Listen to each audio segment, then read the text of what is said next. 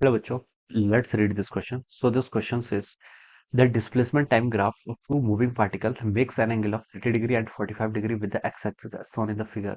The ratios of their respective velocities. Okay, आपको क्या बताना है यहाँ पर ratios of their velocities यहाँ पर बताना है. Alright, तो देखिए बच्चों इस क्वेश्चन का की कॉन्सेप्ट आप क्या लिख सकते हैं. The key concept of this question यहाँ पर आपको रेशियोज ऑफ वेलोसिटीज बताना है. ठीक है, तो आप यहाँ पर वेलोसिटी लिख लीजिए. पहले तो क्या लिख लीजिए, velocity. This is the key concept of this question. ठीक है, वेलोसिटी देखिए कैसे फाइंड आउट करेंगे.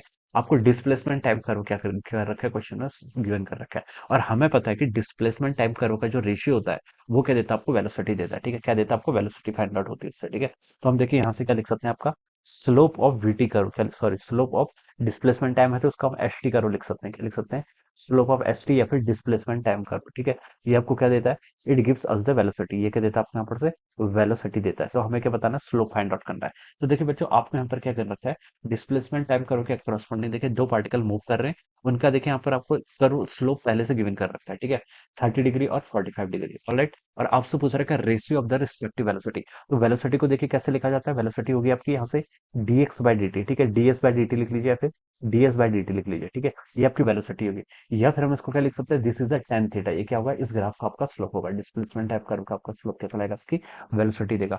तो देखिए हम बता सकते हैं यहाँ से, इसमें हम लिख सकते हैं जो आपका फर्स्ट पार्टिकल है it is making an angle of 30 degree.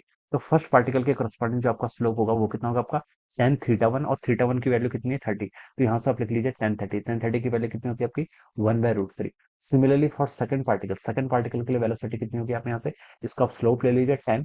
Angle कितना आपका 45 डिग्री, तो 10 45 कितना हो जाता है, 1 हो जाता है. ठीक है, तो ये आपकी वेलोसिटीज का क्या आ गया आपका, रेशियोज आ गया. ठीक है, ratios of the respective velocity बोला था, तो हम लिख सकते हैं v1 रेशियो v2. और ये कितना जाएगा आपका 1/√3 और 1. ठीक है, तो इसका रेशियो लेंगे तो आपका 1 और ये आपका आ जाएगा. ठीक है, so this should be the answer of this question. ये क्या होगा इस क्वेश्चन का आंसर. तो इसको बच्चों मैच करें तो आपका ऑप्शन वन से मैच कर रहा है. So we can see that option one will be the right answer of this question. Alright, so this is how we will solve this problem.